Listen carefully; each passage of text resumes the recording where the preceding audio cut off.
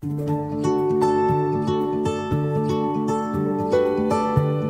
kemudian saya ingin bertanya juga satu, Ustaz, terkait kalau kita ini melihat pada kondisi sekarang, di mana kondisi sekarang ini kan serba sulit ya, harga naik, kemudian kayaknya apa-apa itu susah semua.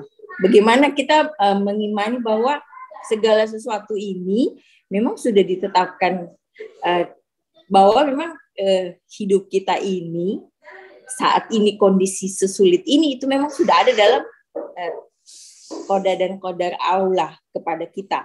Kan kita itu pasti merasa kecewa, kenapa kok pemerintah kayaknya semena-mena, sementara kita itu susah, sekolah saja susah, apalagi hidup begitu.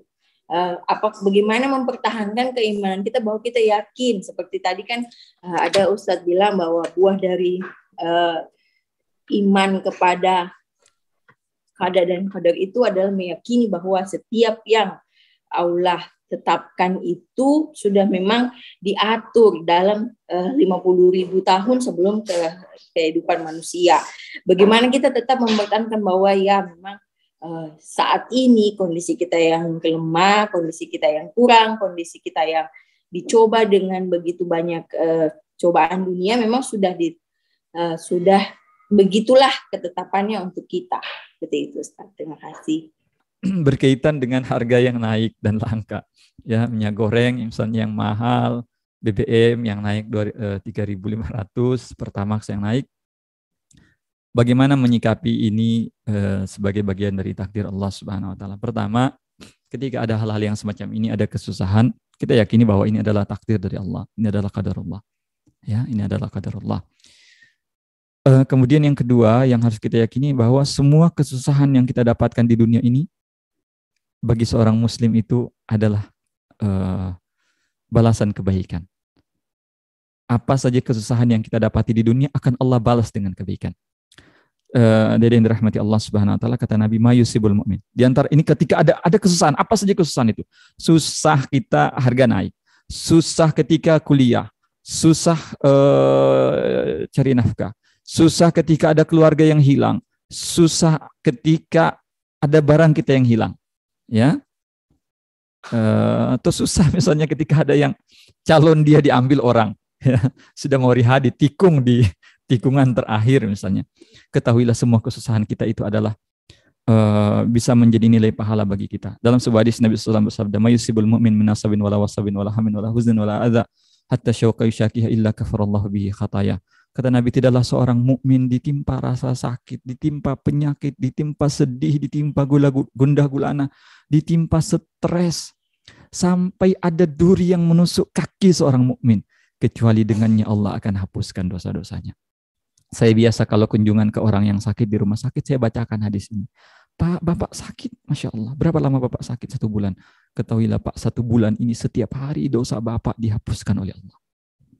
Yang penting Bapak sabar. Dan itu akan bikin orang sakit itu nangis, dia terima. Bisa jadi Allah sayang Bapak. Allah inginkan ketika Bapak mati, Bapak sudah tidak bawa dosa. Ya, supaya Bapak tidak bawa dosa, Allah ampuni dosa Bapak. Karena kalau harap Bapak istighfar, Bapak lupa, enggak istighfar. Bagaimana caranya supaya dihapuskan? Allah berikan Bapak penyakit. Ya, sakit apa saja. Sakit pada fisik diampuni dosa. Sakit pada hati diampuni dosa. Ya, itu sakit yang sampai sekarang itu, ya, sakit ketika ditinggal masih sayang-sayangnya itu sampai sekarang masih sakit misalnya. Itu setiap hari gugur dosa kita. Kalau sakitnya fisabilillah, ya. Kalau sakitnya pada hal yang halal. Itu pertama, Bu, menghapuskan dosa. Yang kedua, musibah, kesusahan itu selain menghapuskan dosa, dia menjadi pahala yang besar bagi kita.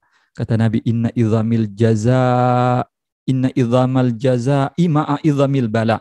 Sesungguhnya besarnya pahala berbanding lurus dengan besarnya ujian. Ya, berbanding lurus artinya dikali. Besarnya pahala berbanding lurus dengan besarnya ujian. Apa maksudnya? Semakin besar ujian, maka akan semakin besar pahala. Pak, saya ini susah, kuliah ini Masya Allah, kontrakan saya sering nggak bayar, ditagih, pokoknya susah hidup saya pagi kuliah, malam kerja. Ketahuilah, semakin susah, semakin besar pahala. Ya, Makanya waktu Nabi ditanya, ya Rasulullah, siapakah manusia yang paling berat ujiannya? Kata Nabi, yang paling berat ujiannya para nabi, para rasul.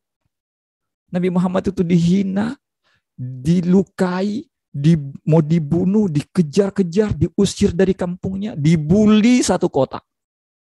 Bayangkan.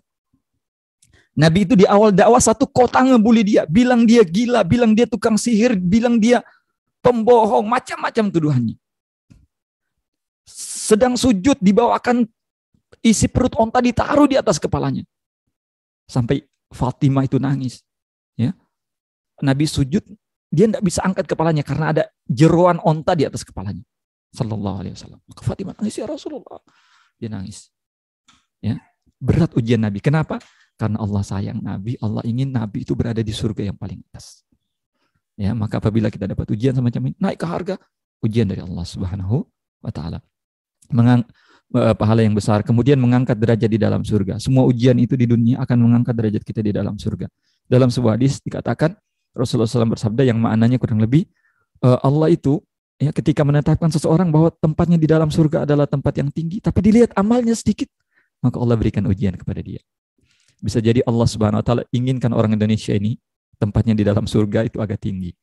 Maka Allah berikan kita ujian bertubi-tubi, susah hidup kita. Dibanding dengan orang Saudi, orang Indonesia itu susahnya lebih susah.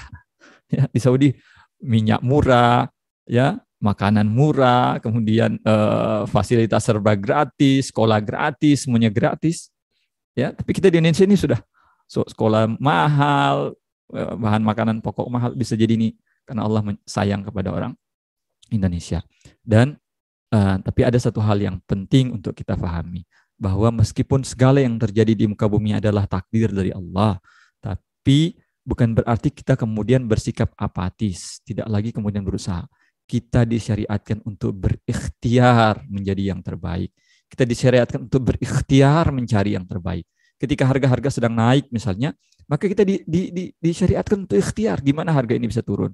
Yang punya kenalan di pemerintah, gimana di lobi pemerintah agar menurunkan harga. Yang mungkin di antara adik-adik ada yang masih ya kena ponakannya Pak Jokowi misalnya, boleh telepon, Pak D tolong turunkan harga minyak goreng, ya jangan bikin langka misalnya, itu bisa. Itu ikhtiar. Kita maksimalkan ikhtiar, setelah itu kita bertawakal pada Allah Subhanahu wa taala, apapun yang dipilih oleh Allah maka itu kita ridho dengan keputusan dari Allah Subhanahu wa taala. Jadi begitu konsep dalam memahami takdir. Ya misalnya ketika kita mau memilih pasangan yang terbaik, kita harus ikhtiar, cari yang terbaik, berusaha cari yang terbaik. Sambil cari, sambil kita berdoa, cari, berdoa.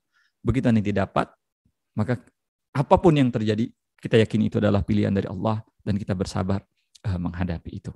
Ya, ini dulu dari kami. Wallahu taala alam.